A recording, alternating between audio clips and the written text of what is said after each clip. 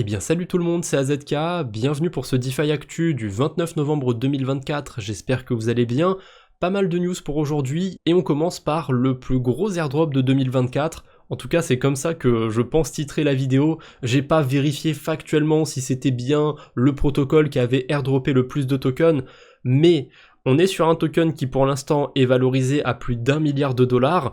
Je crois que toute l'offre en circulation, c'est les tokens qui ont été airdroppés, ou quasiment que ces tokens-là. Et il y a 31% des tokens qui ont été alloués à l'airdrop. Et en plus de ça, pour ceux qui sont éligibles, pour ceux qui ont farmé du côté d'Hyperliquid, il n'y a pas besoin de faire un claim manuel sur la blockchain.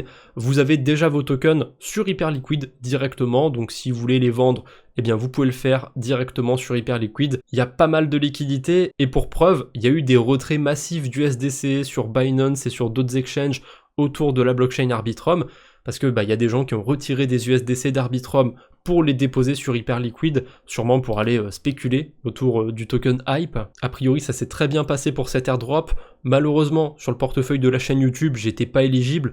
Pas étonnant parce que j'ai pas fait énormément de volume, j'ai fait que des stratégies en delta neutre et du coup ça fait pas faire beaucoup de volume, mais je suis quand même curieux de savoir si vous avez été éligible à cet airdrop, si vous l'avez farmé, est-ce que c'était rentable ou pas en termes de frais, parce que il y avait des stratégies en tout genre où il fallait claquer pas mal de frais pour certaines. Est-ce que c'était rentable?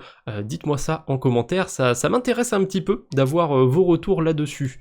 Allez, on enchaîne avec le token Celestia, qui est à moins 60% de son ATH en termes de prix, mais en market cap, il vient de faire un nouvel ATH. Voilà, le token Celestia n'a jamais pesé autant, entre guillemets, en termes de valorisation. Et certes, c'est pas impossible que le token Celestia nous refasse un nouvel ATH en termes de prix, qui revienne au-dessus des 20 $ et des poussières. Hein. Je sais plus exactement quel prix était son ATH. Le post que j'ai fait autour du token Celestia a beaucoup marché, j'ai eu quelques échanges avec pas mal de personnes. Oui, c'est possible, on est en bull run, il peut y avoir de l'euphorie, le truc peut s'envoler encore un peu, mais les tokens Celestia qui ont été libérés récemment, croyez pas qu'ils ont végété dans des portefeuilles pendant des années et des années. Tôt ou tard, il y a des gens qui vont prendre des profits. En plus, les investisseurs qui ont levé des fonds sur Celestia, ils sont rentrés à des valorisations complètement faibles. Je crois que les tout premiers investisseurs, ils sont rentrés à quelque chose comme 1 centime par token.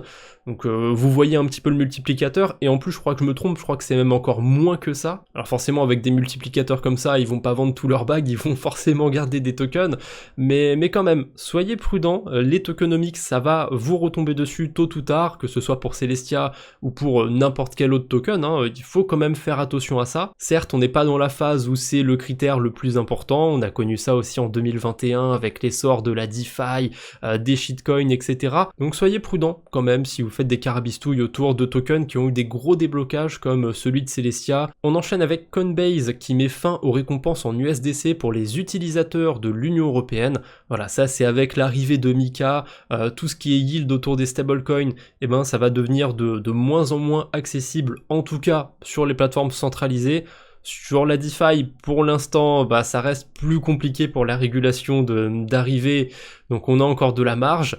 Est-ce que ça va pas finir par arriver sur la DeFi? Par contre, c'est sûr que ça va arriver, donc ça risque d'être bien casse-couille pour être honnête. Peut-être qu'il y aura des solutions à ce moment-là, on en reparlera, mais pour l'instant je continue d'en profiter.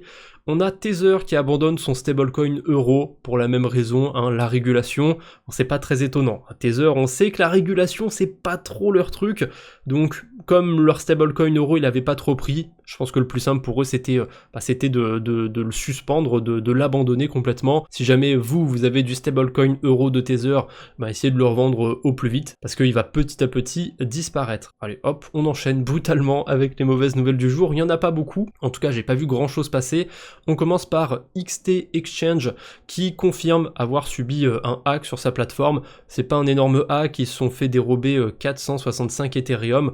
Je connaissais pas du tout cet exchange d'ailleurs. A priori, si vous aviez des fonds sur la plateforme, ça devrait pas vous affecter. Dans le post de XT Exchange, ils disent que ça ne va pas affecter leurs utilisateurs. Plus de peur que de mal autour de cet exchange. Ils devraient tanker les pertes de leur côté. Et autre mauvaise nouvelle du jour, c'est pas vraiment une mauvaise nouvelle, c'est plutôt un rappel de sécurité. Quand on a des airdrops comme ça qui tombent, on a des faux comptes qui pullulent du côté des réseaux sociaux.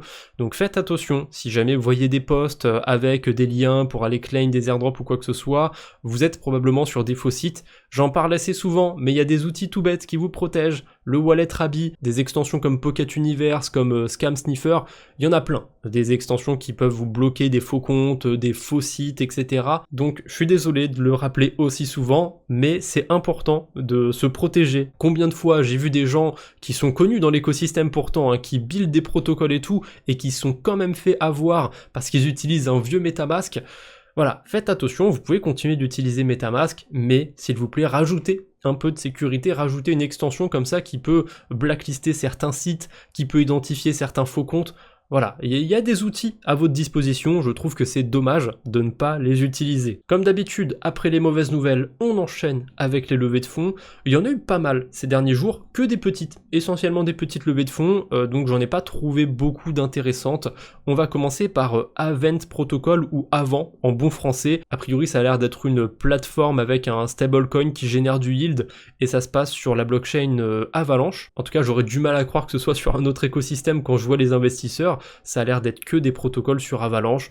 Ils ont levé 6,5 millions de dollars avec une préévaluation de 25 millions de dollars. Donc s'il y a des gens qui farment un petit peu du côté d'Avalanche, peut-être un truc à regarder du côté d'Avent Protocol. Ensuite, on a Binance Labs qui a levé des fonds sur Asterus. Alors a priori c'est une sorte de hub sur la DeFi. Je sais pas exactement ce que ça veut dire, je sais pas exactement ce qui se passe là-bas. Pour l'instant, ça en est vraiment au tout début. Donc encore une fois, pour les farmers, il y a peut-être quelque chose à regarder de ce côté-là. Et pour terminer, une levée de fonds plus originale, je pense pas qu'il y ait grand chose à farmer de ce côté-là, mais c'est Margarita Finance qui, d'après Crypto Fundraising, est une plateforme d'investissement crypto avec des outils structurés de type Wall Street.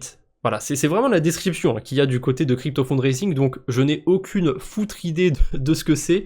Tout ce que je sais, c'est que Margarita Finance, ça me rappelle un épisode de South Park qui parle en gros de la finance qui s'effondrerait du jour au lendemain, et cet épisode est extrêmement drôle. Voilà, pour ceux qui aiment bien South Park, l'épisode s'appelle Margaritaville. D'ailleurs, faudrait que j'aille me le revoir aussi, cet épisode de Margaritaville. J'ai des bribes de souvenirs de l'épisode, mais je me souviens plus de tout l'épisode en soi. Je vais y penser, il me semble qu'en plus on peut regarder ça du côté de Paramount+, pour ceux que ça intéresse.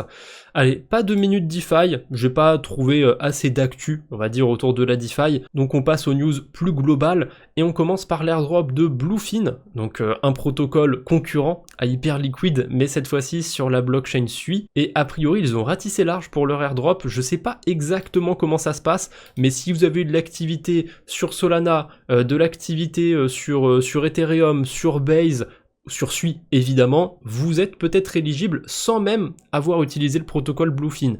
Donc allez checker si vous êtes éligible, on sait jamais, pour l'instant on a un checker. Par contre j'ai l'impression qu'on peut connecter qu'un portefeuille Sui, on peut pas connecter un autre portefeuille, mais on a un outil qui s'appelle SuiLinks et qui permet de lier une adresse Sui avec une adresse Solana et une adresse EVM. Donc je vous mettrai le lien de SuiLinks dans la description. À mon avis, c'est ce qu'il faudra utiliser pour vérifier entièrement son éligibilité à l'airdrop de Bluefin. Donc ils ont ratissé large, vous avez le checker dans la description. Sur la chaîne YouTube, j'ai réussi à choper 200 tokens Bluefin. Le petit souci, c'est que au lancement du token, vous aurez un tiers de votre airdrop qui sera libéré. Ensuite, il faudra attendre un mois pour avoir un autre tiers, puis un autre mois pour avoir la totalité de votre airdrop. Donc ce sera vesté sur 2 mois au total. Et pour ma part, si je suis éligible à l'airdrop de Bluefin, c'est pas parce que j'ai fait du volume là-bas, c'est parce que j'ai déposé des liquidités sur Elixir. J'en avais pas mal parlé d'Elixir. Dessus, on pouvait avoir des yields qui étaient plutôt sympathiques. On était payé en token Sui. En plus de ça, on farmait des points pour Bluefin, des points pour Elixir. Je suis pas mécontent, c'est pas un rendement de fou furieux, mais c'est toujours ça de prix en plus pour le portefeuille de la chaîne YouTube. Tiens, on a PumpFun qui continue de générer beaucoup de revenus, on en a parlé dans les derniers DeFi Actu, ils ont notamment suspendu la fonctionnalité de streaming parce que ça allait un petit peu trop loin sur leur plateforme. Et bien le 24 novembre, ils ont généré un nouveau record en termes de revenus sur une seule journée, 5,3 millions de dollars. Bon, vu que les revenus sont en token Solana, ça s'explique aussi parce que le token Solana il s'apprécie bien, hein. Il a fait un nouvel ATH il y a pas très longtemps, et j'ai vu un autre truc assez rigolo autour de PumpFun, c'est qu'ils ont récemment déposé 65 000 tokens Sol, soit 15 millions de dollars sur Kraken. Donc d'un côté, Pump Fun, c'est un peu la machine à cash de Solana, hein, c'est ça qui génère beaucoup de hype, beaucoup d'activités, beaucoup de frais sur cet écosystème. Je pense que si le token Sol s'apprécie autant, c'est en partie grâce ou à cause de Pump Fun, mais à côté, c'est drôle parce qu'ils amènent aussi une pression vendeuse puisqu'ils revendent une partie de leurs profits. Voilà, je trouvais ça assez marrant. D'ailleurs, à un prix comme ça, 250-260 $ par Solana, vous êtes plutôt en train d'en acheter ou plutôt en train d'en vendre? Pour ma part, j'en ai pas particulièrement dans mon portefeuille, j'en ai un petit peu qui traîne, donc je pense pas que je vais particulièrement le vendre, ou pas tout de suite en tout cas. Mais c'est clair que là, c'est pas un prix sur lequel je me positionnerai sur Solana. On a une petite fonctionnalité sympathique qui a été ajoutée du côté d'Ionic, c'est un protocole de prêt d'emprunt comme AAV et compagnie, et cette fonctionnalité en question, c'est le fait de pouvoir bridger et déposer directement sur le protocole via Jumper. Donc ça va se passer sur la blockchain Mod, sur la blockchain Base et Optimism. Voilà, si vous voulez déposer des cryptos sur Ionic, sur une de ces blockchains, eh bien vous pouvez avoir des USDC sur Arbitrum, sur la Binance Smart Chain, même des Bitcoins sur la blockchain Bitcoin, parce que depuis peu, on peut bridger depuis Jumper. Voilà, ils ont intégré directement Jumper sur leur protocole. Je trouve que c'est une très bonne fonctionnalité. Je pense pas non plus que ça va amener énormément de monde sur le protocole, mais c'est des petites fonctionnalités comme ça, toutes bêtes, dont personne ne parle, et que je trouve bien pour l'adoption un peu de la DeFi. C'est quand même vachement pratique ce genre d'outil. On a aussi le LBTC, donc le Bitcoin restaké par Lombard, qui est disponible maintenant sur Base. Ça c'est bien pour ceux qui ont envie de farmer autour de la narrative de la BitcoinFi. En plus sur Lombard, il y a un Vault qui génère un peu de yield. Je sais pas si le yield est si fou que ça, mais en plus de ça, en plus de farmer des points et tout, vous pouvez farmer quand même du vrai yield. Vu que Coinbase a lancé récemment sa version de Bitcoin sur leur blockchain, hein, sur Base, il y a des chances qu'il y en ait certains d'entre vous qui aient des liquidités, qui aient du Bitcoin sur la blockchain Base. Donc je vous dis pas d'aller déposer vos cryptos sur Lombard, mais voilà, il y a un nouveau protocole qui est apparu, vous pouvez jeter un œil. Pour ma part, hein, j'ai rien de déposé dessus pour l'instant, mais je vais m'y intéresser. Le fait que ce soit sur Base, j'avoue que c'est plutôt pratique. Et allez, pour terminer cette vidéo, le même du jour, en plus là j'ai arrêté la vidéo au bon moment, voilà, je le mets en grand écran, désolé Justin, j'espère que tu m'en veux pas. Justin Sun, il y a pas très longtemps, aux enchères, il a acheté une banane scotchée sur un mur pour 6,2 millions de $. Hein, vous savez, hein, les artistes et compagnie, voilà, on scotche une banane et on est un artiste. Comme d'habitude, on est habitué avec Justin Sun, hein, il aime bien faire des trucs débiles pour faire parler un petit peu de lui, et en plus d'avoir acheté cette banane, il s'est dit, qu'est-ce que je pourrais faire maintenant? Eh bien, je vais la manger, cette banane. Évidemment, elle n'a pas été scotchée sur un mur depuis des mois et des mois. Là, pour le coup, ça aurait été très drôle, je pense, qu'il la mange vraiment, la banane. Elle était plutôt fraîche, on va dire, elle était pas là depuis très longtemps. Du coup, ça va, ça s'est bien passé, il avait l'air d'être content de manger la banane. Attendez, je vais couper le son, voilà, je vais vous mettre la fin de la vidéo, voilà, hein. Voilà, il mange une banane. Il s'en passe des choses hein, sur cet écosystème, on n'a jamais le temps de s'ennuyer. Bref, c'est tout ce que j'avais pour aujourd'hui, j'espère que cette petite dose d'actualité vous a plu, on se retrouve bientôt j'espère, d'ici là portez-vous bien, salut tout le monde. Ah oui, et pour ceux qui se posent la question, ça ressemble au pull de Freddy Krueger, mais c'est pas le même. Voilà.